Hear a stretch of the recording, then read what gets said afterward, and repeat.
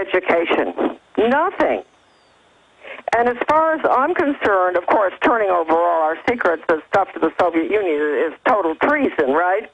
But the method, the Pavlovian, the method coming out of Leipzig, Germany, and it was Skull and Bones, you know, it was Hopkins University that sent these guys over there originally. It was a mind control program that they were going to bring in, and she must have gotten married because now her last name is Alexandra. No, it's Alexandra Robbins. That's her name. Go ahead. That's her name. And if you read her book, it's good, but there isn't a single mention of the mind control method that came out of Leipzig. Well, by the way, she comes from another, what is it, Scroll and Key or Order of the Serpent, because I had her on. She admits she comes from one of the other elite groups.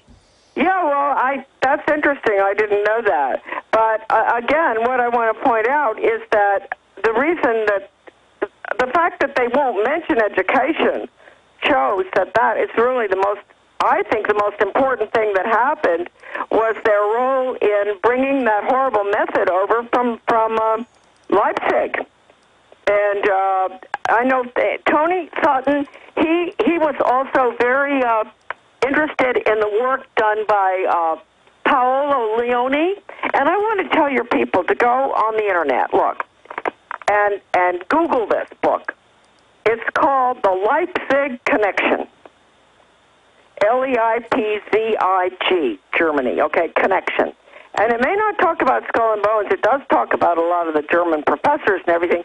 But that book, to me, people will say, my book's great, you know, everybody else's book is great. I think the most important book ever written on American education is called The Leipzig Connection.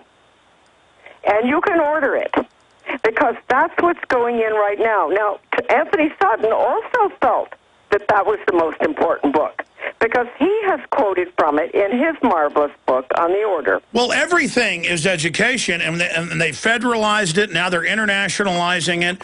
People get more and more dumbed down. They can't communicate. And then, oh, by the way, it's an incredible article in National Geographic about Singapore and a British intelligence operative. They don't admit that, but it's public, and an admitted communist, you know, from the big government-funded Oxford, the minister mentor. He posed as an anti-British guy to bring in the new government, and they admit in here that their system of education is to dumb people down so that they can't communicate, so they can just be factory drones. And they admit it's tyranny, and they admit the Singapore model is for the entire world. But it's just so incredible to see now, Charlotte, how out in the open they've gotten with all of this. Well, I wish you'd send me that, will you?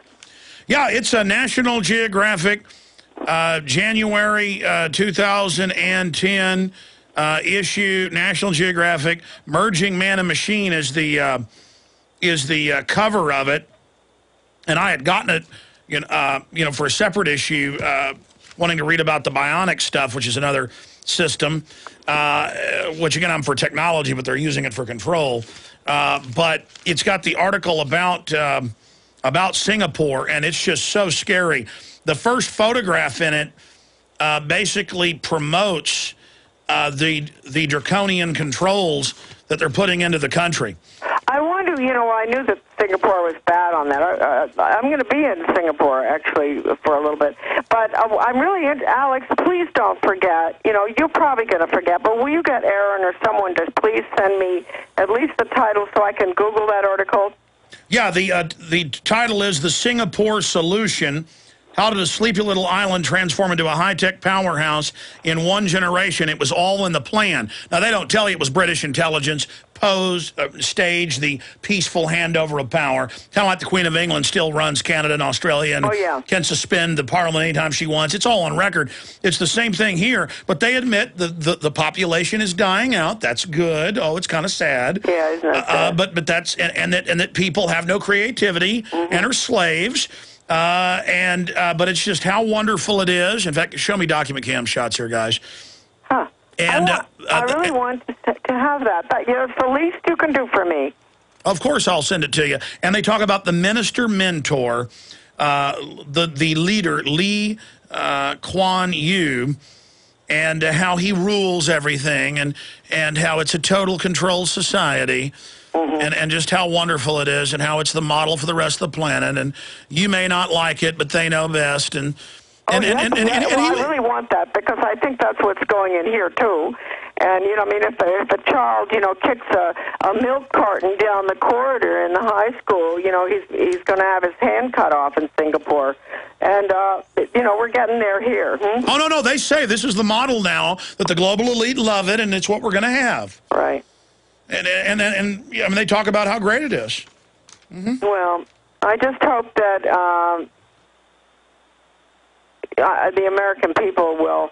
Well, Alex, I don't know what we do without your show and your character, your personality, which is so in their face. I love it.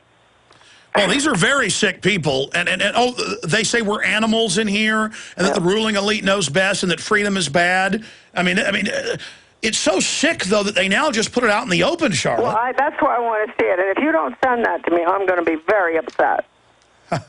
Was there a photo of scanning someone's forehead? Oh yeah. It talks about the medical tyranny and how great it is. Oh yeah, please. Well, who knows? I can read it on the boat, and maybe when I get to Singapore, I can get in some trouble. No. We don't want that to happen. You're not allowed to. Just like China, they shut down the only independent magazine today in China, and our government says that's good now. And now the FCC is announcing they're taking over the internet.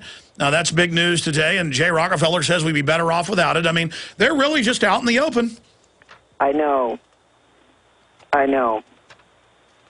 Well, anyway, I don't know what else I can tell you about the order at Yale, except I'm positive that it is a branch of a very important branch of the Illuminati. I'm really pretty positive of that. Well, it's the only direct branch to the Illuminati that's documented. That's right. Of the original Illuminati, and that's confirmed. And the guys did see the book, the original book that I have, by Robeson. And that's an extraordinary book in itself. I mean, the fact that one page there sounds like out of a United States global education textbook. It's amazing. It talks about dropping borders and changing the children's values. I mean, Charlotte, we're out of time. We're going to be right back after the break. We're going to overdrive. Stay with us. Are you tired of searching for great talk radio? Something more important. Search no more. We are the GCN Radio Network.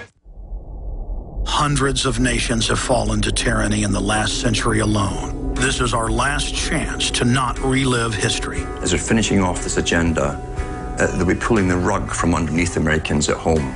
I have tremendous influence on our president and Congress, and they really are calling the shots. I think it's incumbent upon all of us as American citizens to pay attention. Fall of the Republic identifies the enemies of our nation, the criminal offshore cartel, hell-bent on destroying sovereignty, and on its ashes constructing world government. Tim Geithner, Bernanke, they're arsonists. They're asking for more matches. And the Congress is saying, who do we make the check out to? Today seems like nobody does care. And right now in Washington, D.C., we have seen a fall of the Republic. Get your copy of Fall of the Republic on DVD at Infowars.com or watch it online right now in super high quality at PrisonPlanet.tv. Coast to coast, direct from Austin. You're listening to the Alex Jones Broadcasting Network.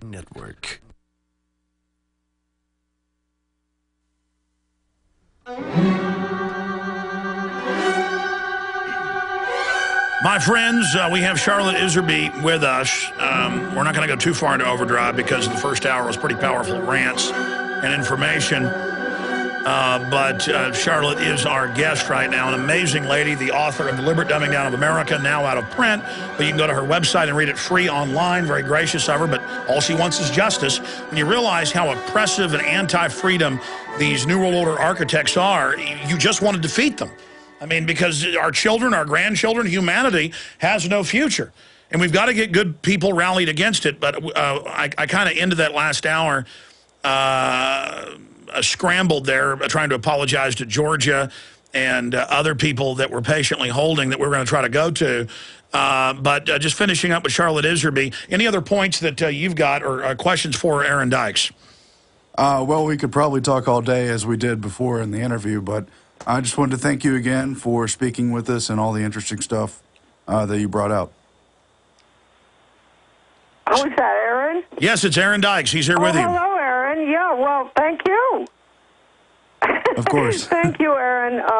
We send you our best from here, and I just am very grateful that you guys are there, because I don't know that there's any other group that's doing anything like you are doing, and your listeners all know that the Council for National Policy is just as evil as the Council on Foreign Relations. So the left and the right have the same agenda. And so we've got to understand that. And once we do understand that, we can work together sort of in the middle. And let's briefly talk about the Council for National Policy, because the Hunt brothers, if I'm not incorrect, set that up, and some evidence showed they were actually against the globalist, but then it got infiltrated and taken over, or was it always bad? Because I've had people on, and folks have pointed this out. I wasn't even really aware of it until the last decade. And some people, kind of on the left, say, "Oh, it's even more powerful." They kind of make it a left-right paradigm. But I see CFR, Council for National Policy. A lot of people in both groups are kind of like porch masons. They're not at the top of the pyramid, but certainly now the Council for National Policy, there's no doubt it's promoting a globalist agenda. I mean, what's your view on it? Oh, I believe so. I mean, if you take, NAFTA. Richard Allen, he was with Reagan, right, in the Reagan White House, and he was fired because he accepted a wristwatch from the Japanese, and he went to work for the Heritage Foundation. And he's Council for National Policy, and that's Heritage Foundation. Ed Fulner, who set up an office in Moscow when the wall came down. These are CNP people, but Richard Allen wrote NAFTA. And, so people have got to understand that, although, Heritage Foundation, turns out all these wonderful reports and everything, that 90% of which you could agree with, but 10% of what they're doing is really even more important than the 90%, because they have the globalist agenda. They love the UN. They want an international system. They, of course, think they're going to run it. But they're going to run it with Rockefeller and everybody else. It's a very, very bad, or bad's hardly the word. It's a very deceitful, deceptive group that I found out through trying to work with them. They hate me, but Roz Haley from Texas, down there where you guys are, she was lovely, like the grande dame of the Council for National Policy. And she's a close friend of Norman Dawes. She and I put together a project to get out of the UN, a really good project. And we sent letters to 300 or more members of the Council for National Policy to help us. Samuel, my son, typed all the labels out of the computer. This was 15 years ago. We didn't get one single response, even though Roz Haley was highly thought of in the Council for National Policy. Charlotte, this segment's over, but now I want to get you back on about the CNP and the infiltration of conservative movements by the globalists. This is, because just like Skull and Bones, you've got Democrats and Republicans from there, correct? You absolutely do, and I think they're more dangerous.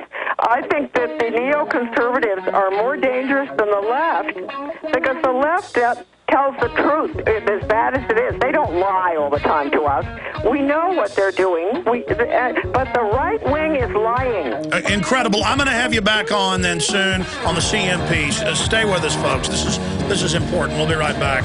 Before you throw away your used batteries, you need to listen to this. Now, going green can save money. Go green and save money by giving life to your used batteries by charging them with the Renaissance Charger. The Renaissance Charger uses a new revolutionary battery charging technology that effectively extends the life of new batteries and gives new life to used batteries. Invented by legendary audio genius John Bedini, this unique and patented charging system rejuvenates the electrochemical plate structure in the battery without additives, increasing capacity